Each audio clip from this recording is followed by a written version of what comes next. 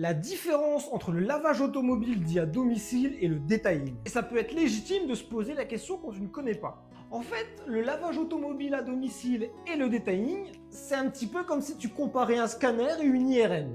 Ils sont toujours aussi flous les photomatons. Hein. Oui bah désolé, là j'ai pas trouvé d'autres comparaisons. Je trouve qu'elle est pas si mal en plus comme comparaison. Le lavage auto à domicile et le detailing, c'est un petit peu pareil. Bon, les grandes différences entre les deux. Première différence simple, le détailleur va travailler dans un local. Alors que le laveur automobile à domicile, il va travailler au domicile du client.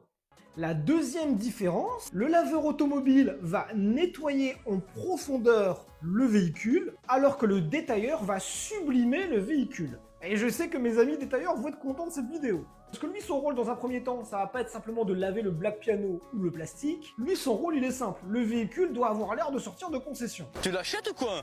Non, ça m'intéresse pas. Ben achète-la. Ça m'intéresse pas, je t'ai dit. Ben je te dis achète-la.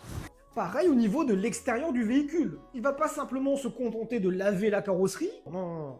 Lui, il va polisser le véhicule. Il va pas polisser simplement une portière. Il va polisser tout le véhicule.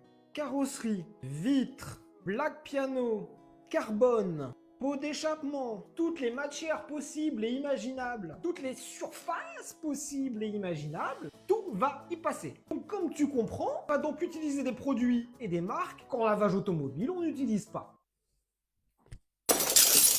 Et c'est aussi pour ça qu'il lui faut un local. Parce que si le client demande une cire sur sa carrosserie, il faut savoir que la cire a un temps de séchage de 24 heures, avec un taux d'humidité bien précis, une chaleur bien précise aussi à ne pas dépasser. Ah bah tu vas pas faire ça dans le jardin de ton voisin là, hein, c'est sûr. Hein. Le flux de voitures va être moins important, mais les prix vont être plus importants. Ah bah eux, un lavage à 80 €, ils connaissent pas. Hein. Si tu vas voir ton détailleur avec 80 € pour faire un detailing, il va te parler dans un dialecte inconnu. And you wait for that the people, the world will act for you. Non, pour te donner une fourchette de prix, il faut plus compter 300-400 € minimum. J'ai dit minimum, jusqu'à 1000-2000 € et même jusqu'à l'infini et l'au-delà. Ouais, je cite des grands poètes parfois. Tu te doutes aussi qu'ils vont avoir une typologie de clients différente.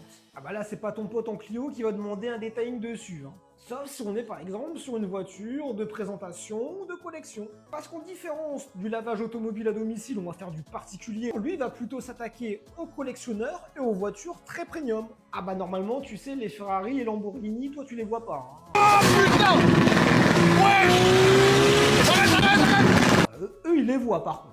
Donc toi demain, tu peux passer de laveur automobile à détailleur, mais dans le detailing, tu vas pas te lancer avec un budget de 1500 €, tu vois. Déjà, il faut louer le local, hein, donc forcément, comme le matériel est aussi plus poussé, il va coûter plus cher. C'est pour ça que je trouve que ma comparaison avec le scanner et l'IRM n'était pas aussi nulle. Toi demain, tu veux te lancer dans le detailing, je te conseille une petite formation. J'espère qu'au moins c'est plus clair pour tout le monde. Parce que moi, j'avais plein de gens qui me demandaient